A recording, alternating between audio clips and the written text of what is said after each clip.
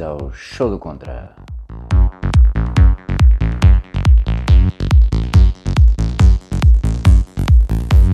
O oitavo episódio da saga O Regresso dos Deuses.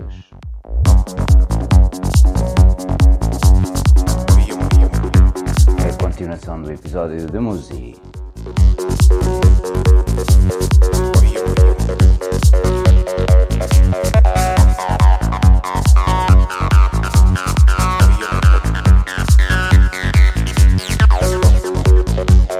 Já aqui vimos como é que Inanna queria abraçar o poder e como é que no seio da família de Inanna os casamentos eram tão importantes. E aqui Inanna se lembrou de fazer a cabeça de Muzi para partir com a sua irmã com a conversa da dupla semente.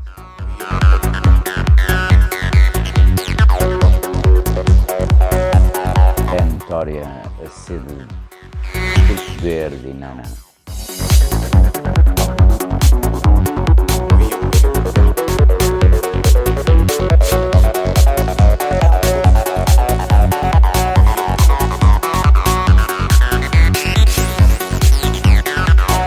Foi fácil convencer a do Muzi para seduzir a sua irmã.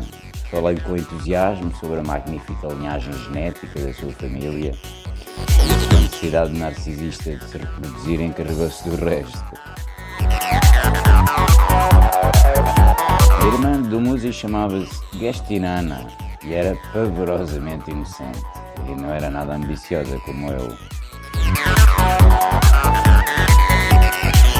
Fiz com que os meus empregados preparassem um piquenique detalhado, completo, com vinho e ervas para estimular a libido.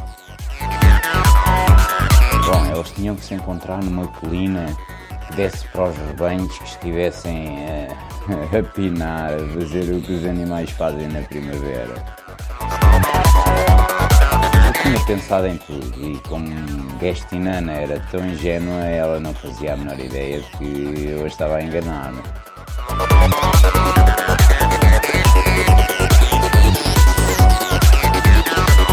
Depois de 2 golos de vinho, do Muzi chegou à parte sobre ter um filho juntos e até aí chegou a humanidade. A Gestinana protestou, ela queria permanecer pura para o seu marido, quem quer que fosse.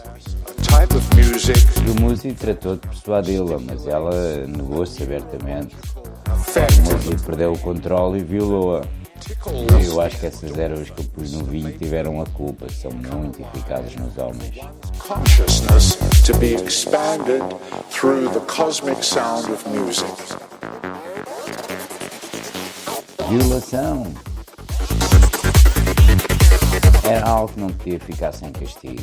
Nem sequer em livro se pôde esquivar do castigo por este delito, vejam lá. Muzi e eu tínhamos dado agora ao seu irmão mais velho, Marduk, uma muito boa razão para se desfazer do seu irmão. Marduk tinha trabalhado sistematicamente de maneira a ficar com o Egito. Marduk não me quer e não queria arriscar-se com as minhas ambições ou as dinastias que eu esperava estabelecer.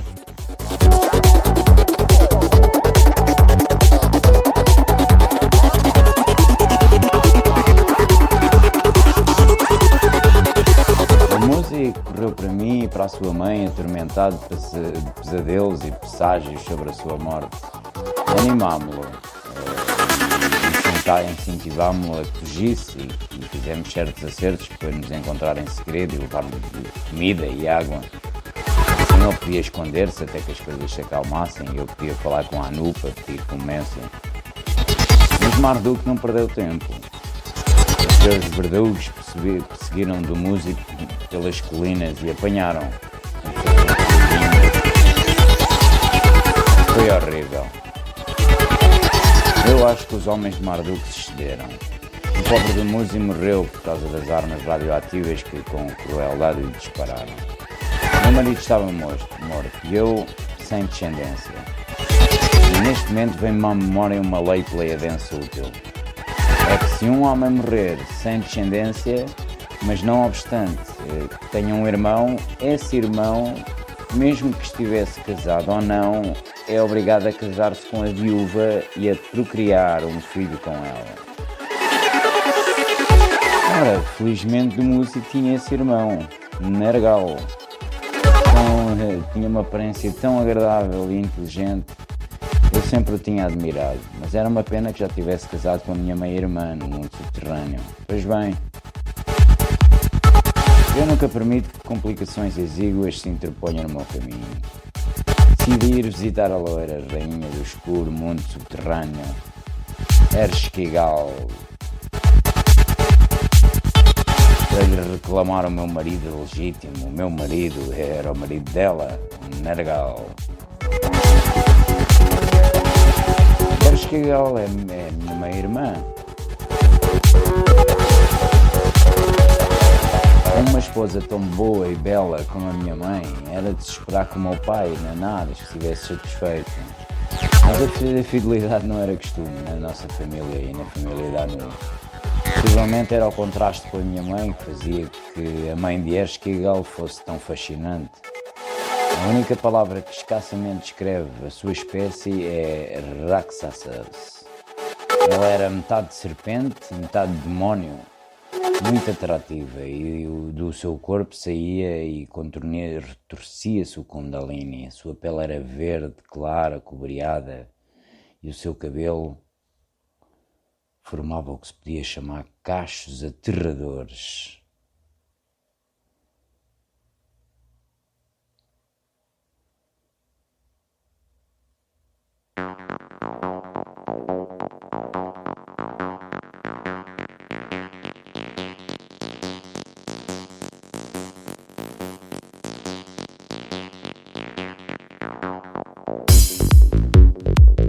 O seu corpo era forte e sensual, tinha os olhos de uma cobra com o poder para hipnotizar a Nanar, como Deus na lua.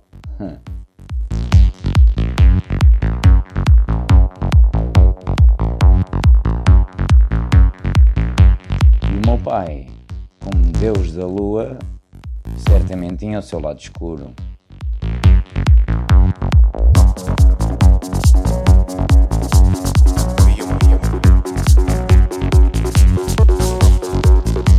A atração apaixonada entre eles dois somente podia ser definida como combustão espontânea. Ereshkigal era um autêntico broto de uma fusão erótica. A ninguém lhe ocorreu questionar a sua beleza assombrosa. Ela herdou o melhor dos seus pais e ela sabia. E eu não a culpo por não me haver querido. Acredito que de certo modo ela sentia por mim o que Enki sentia por Enlil. Eu era a filha legítima de Nanar e ela era o fruto da concubina.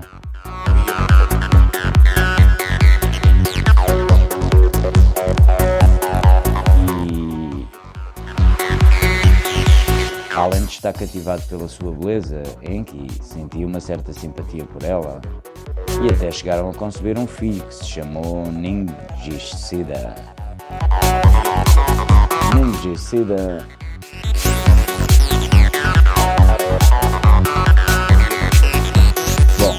Enki, como de costume, não pôde controlar-se e, como engenheiro-chefe das minas, tinha dado a Ereshkigal o poder sobre o mundo. O poder sobre o mundo subterrâneo. Enki deixa-se convencer muito facilmente e eu gostava de ver como Ereshkigal utilizava os seus notáveis encantos sobre ele. Nós, meninas, fazemos qualquer coisa para valermos neste mundo. Mas todo esse cabelo loiro não era tão falso como todas as perucas que usava para realçar a sua cabeleira. O mundo subterrâneo não está exatamente por baixo, embora por parte dele esteja. Está localizado no que agora chamam a África e os extensos depósitos de ouro que nós cobiçamos estão lá. Foi uma operação mineira enorme. Constantemente voavam as naves desde a Terra até à estação na órbita para entregar os metais refinados. The technical definition would be music with repetitive beats. Das profundidades da Terra nós tirávamos ouro e outros metais preciosos como prata, cobre, urânio e diamantes. Tinha stimulate que haver uma força de trabalho gigantesca e com o passar dos séculos procriaram-se homens e mulheres para que fossem operários mais eficientes. Os nossos geneticistas constantemente melhoravam o aspecto da sua obediência e submissão. the cosmic Não sound. obstante, de vez em quando, tinha que se aplicar a disciplina.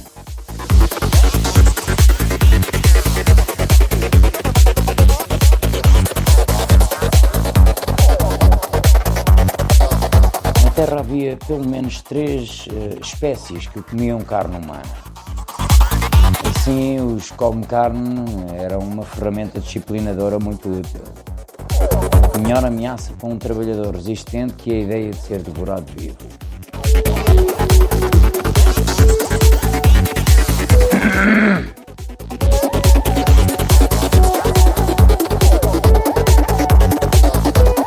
Bem, podem-no ver do nosso ponto de vista. Nós estávamos a cumprir o nosso dever. Tínhamos que administrar as partículas de ouro no nosso planeta Nibiru para a nossa atmosfera esgotada, ou então morríamos todos. Fizemos tudo o que era necessário para tirar o ouro das minas. Erskigal era a mais indicada para este trabalho. A ela não lhe incomodava motivar os operários com histórias de canibalismo. Dentro de si tinham um pouco dessa vocação de come carne. Não é que ela comesse humanos a toda a hora, só uma dentadinha de vez em quando. O canibalismo tem diferentes significados para diversas espécies. Um grupo via-o como uma maneira de absorver a força, a sabedoria e o poder da pessoa que se come. Para eles é um método ritual de aumentar a sua consciência, assim como a sua capacidade física e sexual. Quando ingerem o seu inimigo, obtêm a experiência da sua vida. Outros só comem o cérebro da vítima para obter a sua inteligência. E no vosso planeta ainda há vestígios disto. Mas há outro tipo de canibalismo mais generalizado, que é muito mais subtil. Há quem conheça a arte de devorar a energia das pessoas sem que elas saibam. Pensem como é que o medo os faz adoecer. Quão rendido e desgastado se sente uma pessoa por causa da raiva, a cólera ou os ciúmes. Onde é que vai essa energia? Por que é que se veem tão cansados e pálidos aqueles que são viciados no álcool e nas drogas? Possivelmente aqueles que os controlam já não precisam de comer a sua carne.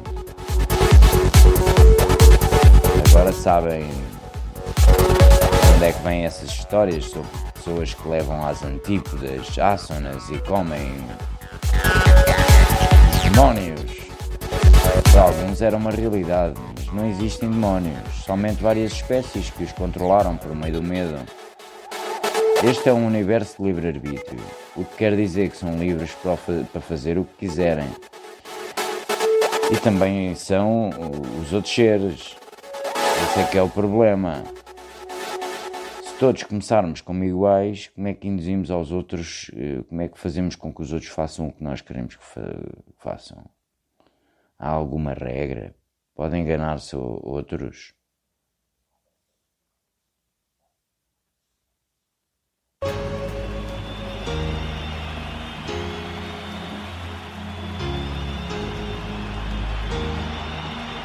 Quem é que valoriza a quem e a quê? Se te converteres num tirano de outro,